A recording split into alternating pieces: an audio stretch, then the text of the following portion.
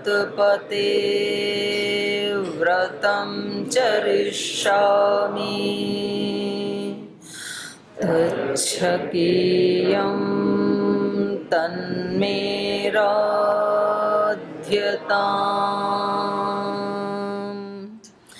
इदमहमनृतात् सत्यमुपैमि ॐ सहनाववतु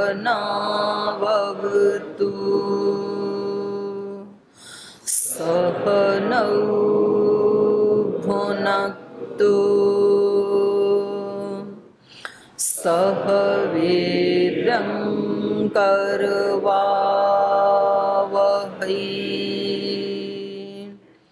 तेजस्विनावधीतमस्तु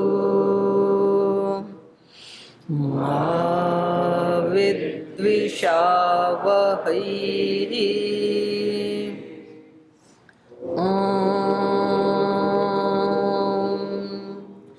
शांति शांति शांति।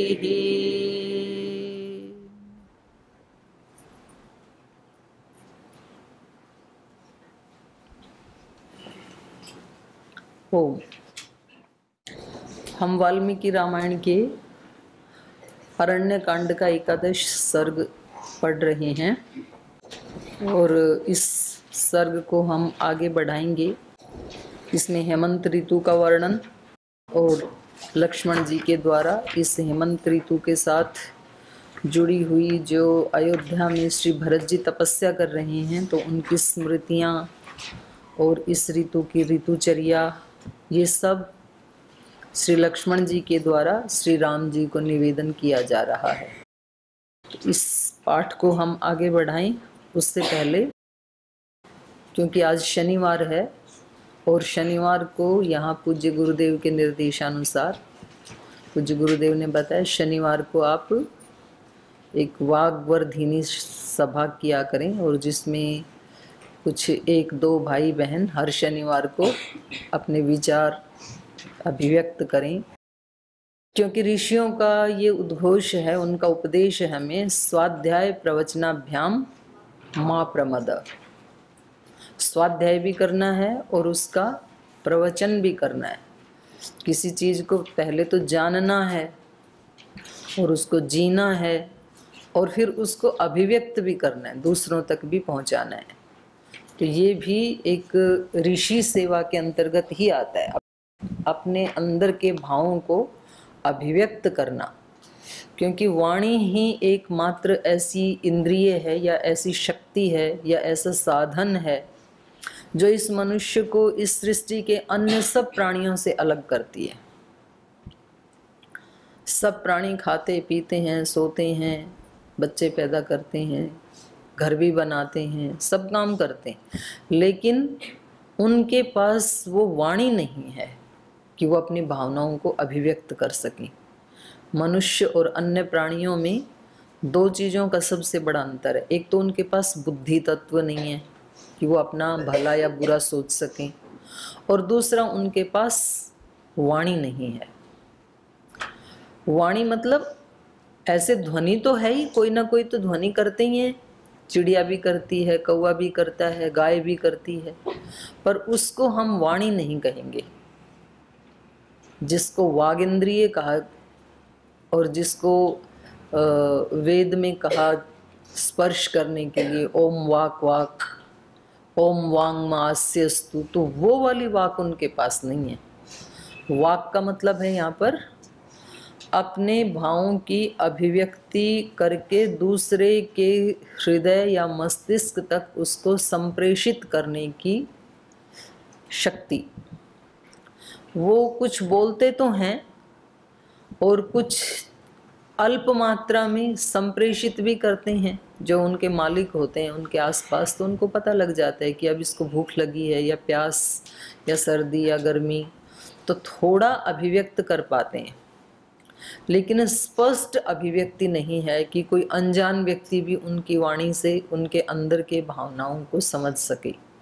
हाँ, योगी के लिए जरूर योग दर्शन में आया है सर्वभूतरुत ज्ञानम, उसको सब प्राणियों की वाणी समझ में आ जाती है योगी को, उसकी तो शक्ति है इतनी।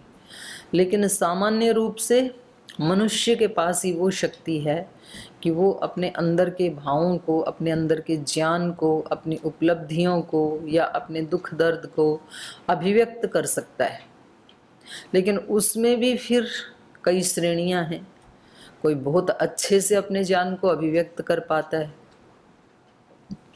कुछ ऐसे भी होते हैं जी हम समझते तो हैं विषय को, लिख भी देंगे पर हमें बताना नहीं आता है, बोलना नहीं आता है। कुछ ऐसे हैं कि जी हम बता तो देंगे, बोल तो देंगे, पर हम लिख नहीं सकते।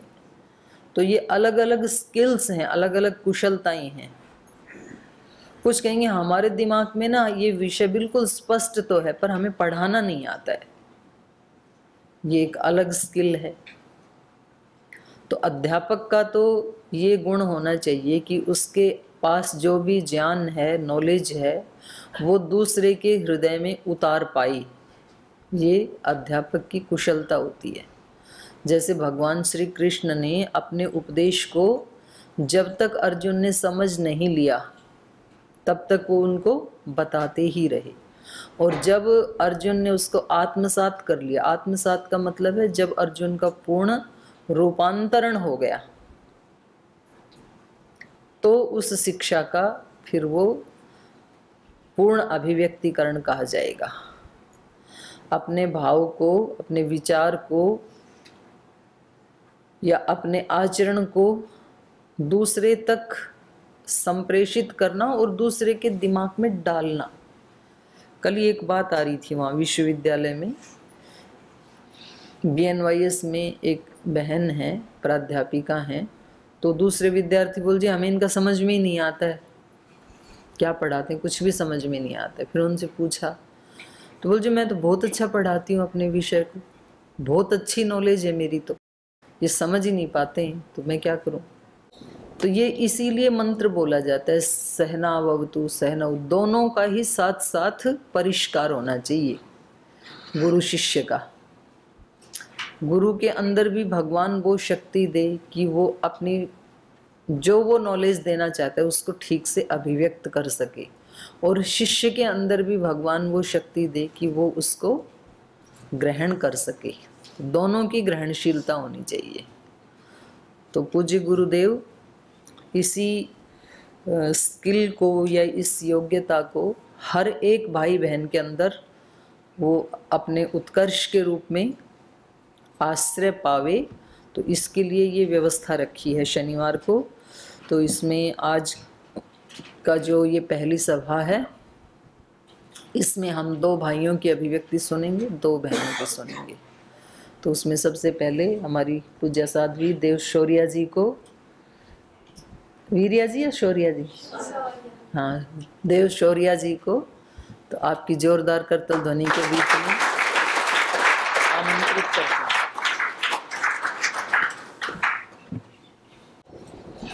ओम विश्वानि देव सवितर्दुरितानि परासुव यद्भद्रं तन्न आसुव। परम पूज्यानां आचार्यवर्याणां चरणकमलेषु मम कोटिशः प्रणतिः सर्वेषां कृते मम ओम। आज मैं आध्यात्मिक के विषय में बोलने जा रही हूँ। अध्यात्म क्या होता है? अध्यात्म क्या जो साधु संत या योगी जन होते हैं उन्हीं के लिए अध्यात्म आवश्यक है? नहीं, अध्यात्म सभी मनुष्य के लिए आवश्यक होता है। गीता में भी श्री भगवान जी ने कहा है स्वभाव अध्यात्म मुच्यते, अपना स्वभाव अर्थात जीवात्मा अध्यात्म नाम से कहा गया है। और अध्यात्म क्यों आवश्यक है? क्योंकि अध्यात्म को चिकित्सा जाना गया है। चिकित्सा वह होती है जो हमें स्वस्थ बनाती है।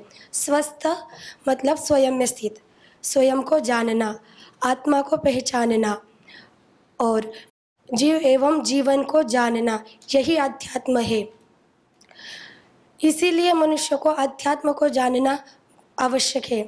मनुष्य के अतिरिक्त किसी भी प्राणियों को अध्यात्म की आवश्यकता नहीं है, क्योंकि मछली जल में ही खुश है, उसे स्थल में रहना या आकाश में उड़ना नहीं है।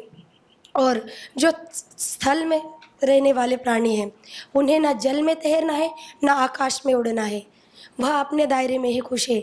लेकिन मनुष्य को आकाश पाताल चौओर धूम मचाना है। इसी कारण मनुष्य के जीवन में अध्यात्म अति आवश्यक है। देखो, जिनके जीवन में अध्यात्म नाम की चीज़ नहीं है, वह ना अच्छा डॉक्टर बन सकता है, ना अच्छा साइंटिस्ट बन सकता है, कोई भी चीज़ वो अच्छा बन नहीं सकता। और तो मर्यादा पुरुषोत्तम श्री राम जी की तो बात ही छोड़ो, जिनका चरित्र इतना महान है, जो तप, पुरुषार्थ और प्रतिज्ञा के नाम से जाने जाते हैं, वो राम जो कहते हैं लक्ष्मी चंद्रा पदे यादवा, लक्ष्मी चंद्रा पदे यादवा, हिमवान वा हिमम त्यजेत, अतियात सागरो वेलाम, न प्रतिज्ञा अहम पितुः, न प्रतिज्ञा अहम पितुः। देखो, भले ही चंद्रमा चंद्रिका को छोड़ दे, चंद्रमा चंद्रिका को छोड़ दे, हिमालय हिम को छोड़ दे, और हो सकता है कि सागर अपनी सीमा को छोड़कर अपनी सीमा लांघ जाए, परंतु मैंने जो अपने पिताजी को वचन दिया है, वो मैं कभी प्रतिज्ञा की है मैंने अपने पिताजी से, वह कभी नहीं छोड़ सकता। ऐसे इनका महान चरित्र था। यह चरित्र तब आता है जब हमारे जीवन में आध्यात्मिकता होती है। वैसे ही हमारे पूज्य गुरुदेव के जीवन में प्रभु रामचंद्र जी का चरित्र सन्निहित होता है। हमें भी उनके जैसा बनना है, हमें हमारे पूज्य गुरुदेव जी जैसा बनना है। जीवन में सुख दुख तो आते ही रहते, और रामायण में भी कहा गया है त्रीणि द्वंद्वानि भूतेषु प्रवृत्त्यान्य विशेषतः तेषु चापरिहार्येषु नैवं भवितुम अर्हसि। जीवन में सुख दुख, जन्म मरण और भूख प्यास, यह 3 प्रकार के द्वंद्व तो आते ही रहते हैं, और इससे हम तभी पार हो सकते हैं जब हमारे जीवन में आध्यात्मिकता होगी। और गीता में भी कहा गया है त्रिविधम नरकस्येदम द्वारम नाशनमात्मनः, त्रिविधम नरकस्येदम द्वारम नाशनमात्मनः, कामः क्रोधस्तथा लोभस् तस्मादेतत्त्रयं त्यजेत। काम, क्रोध, लोभ, ये आत्मा का नाश करने वाले हैं, ये नरक के द्वार कहा गए, अर्थात ये अधोगति की ओर ले जाने वाले हैं, और इन तीनों का त्याग करना आवश्यक है। और इन तीनों का त्याग कब होगा? जब हमारे जीवन में आध्यात्मिकता होगी। और आध्यात्मिकता जब आती है जब हम प्रतिदिन ध्यान करेंगे। 5 मिनट से लेकर 1 घंटा पर्यंत हमें ध्यान करना चाहिए, तब हम मोक्ष की प्राप्ति तक जा सकते हैं। सुख दुख तो जीवन में आना ही है। सुख दुख के समय कृत्वा लाभे लाभा लाभो जया जयो, वैसे सुख दुख तो आना ही है। जिंदगी में गिरावटें भी आती है, जिंदगी में गिरावट नहीं आनी चाहिए, जिंदगी में गिरावट नहीं आनी चाहिए, क्योंकि जो बड़ा विजन रखते हैं तो ये कहते हैं, जो बड़ा विजन रखते हैं तो ये कहते हैं, तो क्या कहते हैं, अरे तू ही नहीं गिरा, अरे तू ही नहीं गिरा, वो भी गिरा है, ये भी गिरा है, अरे सब गिरे हैं, अरे मान गिरता है, मान गिरता है, सम्मान गिरता है, बच्चों के नादानी से खानदान गिरता है, बच्चों के नादानी से खानदान गिरता है। और अभिमान का गिरना तो तय ही है, अभिमान तो गिरता ही है, तो फिर गिरने में काहे का भय। सुबह ओस गिरती है, दोपहर को धूप गिरती है, शाम को छाव गिरती है। गिरना जीवन का कर्म है, तो इसमें काहे की शर्म है। और जिंदगी के हर क्षेत्र में गिरावट आनी जारी है, जिंदगी के हर क्षेत्र में गिरावट आनी जारी है। अब तो तेरे उठने की बारी है, अब तो तेरे उठने की बारी है। और हमेशा हमारा उत्साह, जुनून, हौसला इतना ऊंचा होना चाहिए, वो शिखर को छूना चाहिए। तीव्र संवेगानाम आसन्नः। ओम। इसी प्रकार मैं अपनी वाणी को विराम देती हूँ।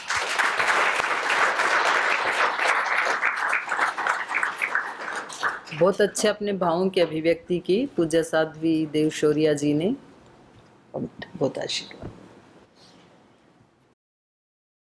अध्यात्म के बिना कोई ऊंचा नहीं उठ सकता, ये बहुत बड़ा तत्व है। और इसमें इन्होंने रामायण के श्लोकों को कोट किया है और ये भी बताया कि मनुष्य को ही अध्यात्म की सबसे ज़्यादा आवश्यकता है। बाकी जो प्राणी हैं वो तो जिस योनि में वो भोग योनि है वो वहाँ पर अब वो संतुष्ट हैं या नहीं हैं वो तो कोई नहीं कह सकता है, क्योंकि वो अपने आप को अभिव्यक्त नहीं कर सकते हैं।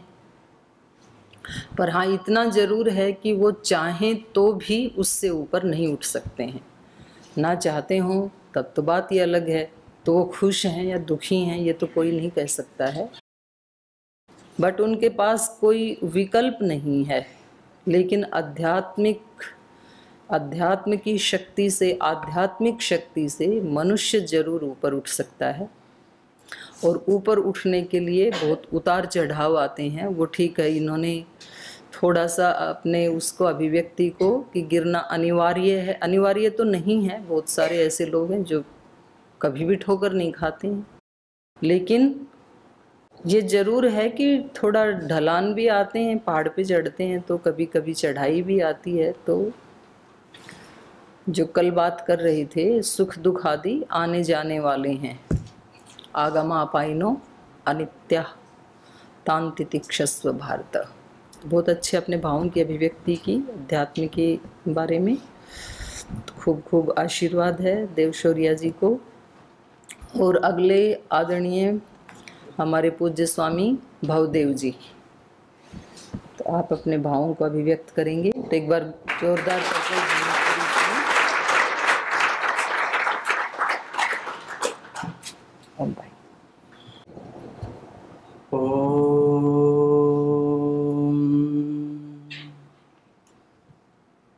समग्रे विश्वे येषां पुरुषार्थेन योग विद्या प्रचारिता प्रसारिता च समर्थ भारतम, शक्त भारतम, समृद्ध भारतम, आत्मनिर्भर भारतम निर्मातुं ये अहर्निशं संलग्नाः सन्ति। अखंड प्रचंड पुरुषार्थः विकल्परहित संकल्प इत्येतस्य शिक्षा यैः प्रदीयते सदा सर्वदा। एतादृशानां परम पूज्यानां गुरुदेवानां अस्मदीयानां चरणकमले प्रणमामि मुहुर्मुहुः। समग्रे विश्वे लुप्तमानम् आयुर्वेदं पुनः प्रतिस्थाप्य आयुर्वेदस्य महिमानम् अभिवर्धितवन्तः एतादृशानाम् आयुर्वेदशिरोमणीनां परमपूज्यानाम् आचार्यवर्याणां पादपद्मे मुहुर्मुहुः प्रणमामि। अध्यात्मशास्त्रं यथा रामायणादिकम् अध्यापयित्वा अस्माकं जीवनं श्रेष्ठमार्गं प्रति गमयितुं प्रेरयन्ति सर्वदा, तथा च मातृवत् प्रेम्णा वत्सलभावेन अस्मान् परिपालयन्ति। एतादृशीः परमपूज्याः मातृवर्याः प्रति प्रणतो अस्मि अहम्। तथा च अत्र उपस्थितानां सर्वेषां नमस्करामि। अधुना अहं संस्कृतभाषाविषये किञ्चित् वक्तुम् इच्छामि। संस्कृतं किम् अस्ति? सम उपसर्गपूर्वकात् कृ धातुः तप्रत्यये सुट् आगमे च कृते संस्कृतम् इति रूपं सिद्ध्यति। अस्य अर्थो भवति परिमार्जितं, परिशुद्धं, व्याकरणदोषरहितादिमुक्तं तत् संस्कृतं कथ्यते।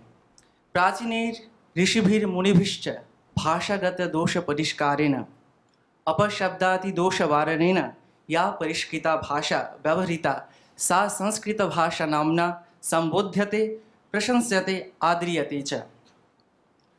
संस्कृतभाषा देवभाषा, गिरिवाणवाणी, गिरिवाणगिरि इत्यादिभिर्नामधैः व्यवहृते। सा भाषा भारतीयानां प्राणरूपिणी, सत्पथ प्रदर्शिनी, कर्तव्यबोधिनी, लोकदयहितसम्पादिनी च। भारतवर्षस्य समस्तमपि प्राचीनं वाङ्मयं संस्कृतभाषाम् आश्रित्य एव अवतिष्ठते। यथा रामायणं, महाभारतं, दर्शनानि, पुराणानि, महाकाव्यानि, गीतकाव्यानि, गद्यकाव्यानि, स्मृतिग्रन्थाः, नीतिग्रन्थादश्च संस्कृतभाषायाम् एव उपलभ्यन्ते। न केवलम् एतदेव अपितु व्याकरणशास्त्रं, ज्योतिषशास्त्रं, वास्तुशास्त्रं, नाट्यशास्त्रं, पाकशास्त्रम्, आयुर्वेदशास्त्रं सर्वं संस्कृतभाषायामेव निहितमस्ति। ज्ञानविज्ञानस्य न तादृशं यत्किमपि न लभ्यते संस्कृतभाषायां। कवीनां, प्राचीनां, महर्षिणां जीवने संस्कृतभाषायाः प्रभावः समधिका अस्ति। प्राचीनसाहित्य संस्कृतसाहित्य अनुशीलनात् गम्यते यत् संस्कृतभाषा ईशवीयसंवत्सरपूर्वं जनसाधारणे व्यवहृता आसीत्। न केवलं विद्याजनभाषारूपेण व्यवहृता आसीत्, अपितु लौकिकानां भाषारूपेण अपि व्यवहृता आसीत्। यथा महर्षि पाणिनि स्वकीये ग्रन्थे अष्टाध्यायी इति ग्रन्थे उल्लिखितं बहूनि सूत्राणि। दुराधूते च प्रत्यभिवादे शूद्रे हये प्रयोगे हयोः इत्यादीनि सूत्राणि संस्कृतभाषायाः प्रयोगं प्रमाणयन्ति। तथा च महाभाष्योऽपि अस्मिन् विषये भगवता महर्षिणा पतञ्जलिमुनिना उल्लिखितं। सर्वे अपि खलु एते शब्दाः देशान्तरे प्रयुज्यन्ते, न चेत् उपलभ्यन्ते। उपलब्धौ यत्नः क्रियतां महानि शब्दस्य प्रयोगविषयः। सप्तदीपा वसुमती, त्रयो लोकश्चत्वार वेदाः, सहस्य सांगा, सरहस्य विविधा विभिन्नाः, एकशतम् अधयुः शाखाः इत्यादिकं वाक्यानि तेन उल्लिखितं तत्र।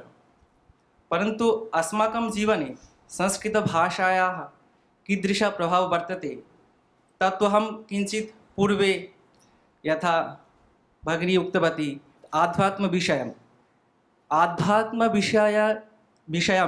अवगन्तुं संस्कृतभाषायाः प्रभावो बहु अस्ति। रामायणशास्त्रं संस्कृतभाषायां लिखितमस्ति। ये संस्कृतं जानन्ति ते तु सम्यक्तया अवगन्तुं शक्नोति आध्यात्मं किम् अस्ति। तथैव दर्शनशास्त्राणि तानि अपि संस्कृतभाषायां लिखितानि सन्ति। अतः अस्माभिः संस्कृतं पठितव्यं।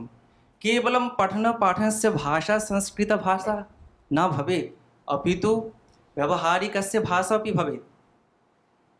पाकशास्त्रस्य ज्ञानं संस्कृतभाषायामेव अस्ति। बहूनि पुस्तकानि अपि सन्ति तस्मिन् विषये।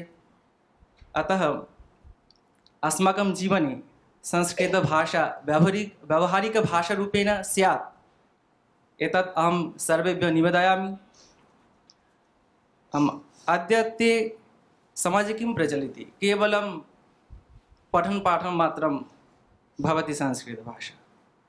नैव स्यात् तथैव जीवने संस्कृतभाषामपि भवेत्। अस्तु, ओम।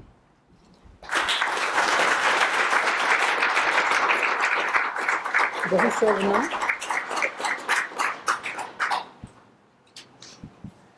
ये छात्रा व्याकरणे संस्कृतं पठन्ति, अध्ययनं कुर्वन्ति, ते सर्वे संस्कृतेन एव स्वभावानाम् अभिव्यक्तिं करिष्यन्ति चेत् एतदपि अभ्यासो भविष्यति। बहुशोभनं, बहु आशीर्वादः।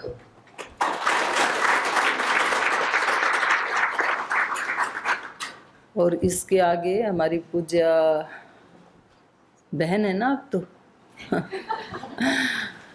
कुछ बहनें हैं नैष्ठिक ब्रह्मचारिणी, कुछ हैं हमारी पूज्य साध्वी बहनें। तो हमारी आदरणीय बहन आशा जी जो नैष्ठिक ब्रह्मचारिणी हैं, तो एक बार सबकी करतल ध्वनि के बीच में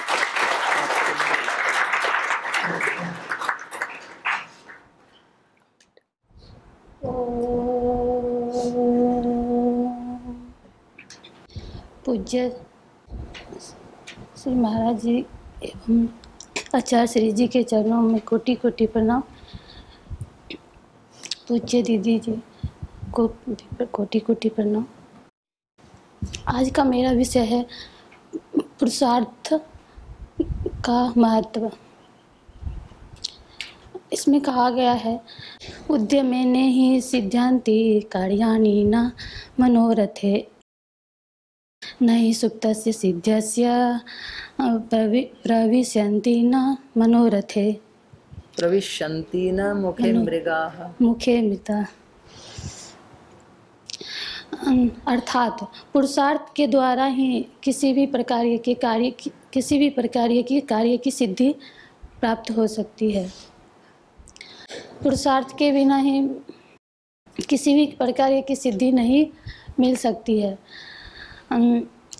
जैसे कि सिंह गुफा में बैठे सिंह को मृग नहीं मिल सकता है पुरुषार्थ के बिना, उसी प्रकार मनुष्य को भी पुरुषार्थ के बिना कुछ नहीं प्राप्त हो सकता है। जैसे सोनू और महेश 2 भाई थे और सोनू बहुत पुरुषार्थी थे और महेश बहुत आलसी थे। वो दोनों मिल के खेत में फसल लगाए थे एक दिन, और कुछ दिन के बाद फसल काटने का जब समय आया तो सोनू महेश से कहा, चलो भाई दोनों मिलके फसल काटते हैं। तो सोनू ने कहा, चलो आप चलिए भाई, हम आएंगे बाद में। तो फिर जाके महेश सो गया और सोनू गया खेत में फसल काटने के लिए। तो सोनू अपना हिस्से का फसल काट के घर आ गया और महेश सोए रह गया, वो नहीं गया उस दिन फसल काटने के लिए। तो फिर बारिश आया उसी बीच। जब सोनू फसल काट के घर आया, उसके पश्चात बारिश आया और बहुत ज़्यादा बारिश हुआ, बहुत ज़्यादा, और महेश का फसल सारा बह गया पानी में। तो महेश देखा कि मेरा फसल बह गया, तो वो बहुत रोने लगा सर पे हाथ रख के। तो फिर वो अपने भाई के पास गया और बताया अपना समस्या, जो मेरा फसल तो बह गया। तो वो बताया फिर, जो इसीलिए पुरुषार्थ करना चाहिए आपको। हम बोले थे चलो फसल काटने के लिए, तो आप तो गए नहीं मेरे साथ, तो हम अपना हिस्सा तो ला लिए, चलो कोई नहीं, इसी से बांट के दे देंगे आपको भी। तो इसीलिए वो अपना पुरुषार्थ नहीं किया, तो उनका गलती तो उनको भुगतना पड़ेगा। तो इसीलिए कहते हैं इंसान को अपने कार्य के प्रति कभी आलस प्रमाद नहीं करना चाहिए, अपना पुरुषार्थ स्वयं करना चाहिए किसी भी कार्य के प्रति।